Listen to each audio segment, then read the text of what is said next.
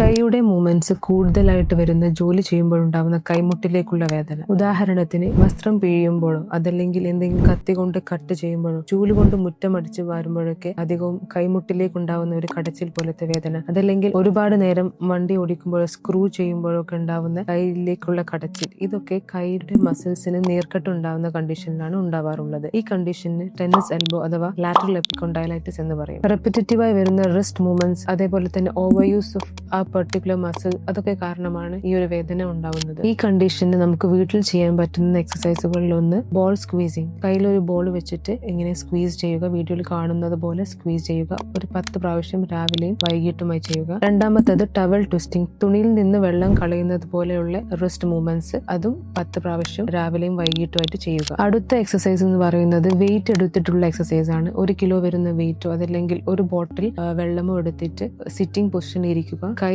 എൽബോയിൽ rest ചെയ്തുകൊണ്ട് കൈയുടെ movements, wrist movements മേലിട്ടും താഴോട്ടും ആക്കിയിട്ട് ഒരു 10 പ്രാവശ്യം രാവിലെയും 10 പ്രാവശ്യം വൈകിട്ടും ചെയ്യുക. നെക്സ്റ്റ് ആയിട്ട് നേരത്തെ പറഞ്ഞ സെയിം എക്സസൈസ് റിസ്റ്റ് മൂവ്മെന്റ് താഴോട്ടായിട്ട് ചെയ്യുക. ഈ എക്സസൈസും രാവിലെ 10 പ്രാവശ്യവും വൈകിട്ട് 10 പ്രാവശ്യവും റിപ്പീറ്റ് ചെയ്ത് ചെയ്യുക. അടുത്ത എക്സസൈസ് റബ്ബർ ബാൻഡ് വിരലിൽ കോർത്ത ശേഷം ഫോട്ടോയിൽ കാണുന്നത് പോലെ എക്സ്പാൻഡ് ചെയ്യുക. ഇങ്ങനെയുള്ള റിഹാബിലിറ്റീവ് എക്സസൈസുകൾ കൊണ്ടും ഫിസിയോതെറാപ്പി കൊണ്ടും തന്നെ ഈ കണ്ടീഷൻ നമുക്ക് ഇംപ്രൂവ് ചെയ്യാൻ പറ്റും.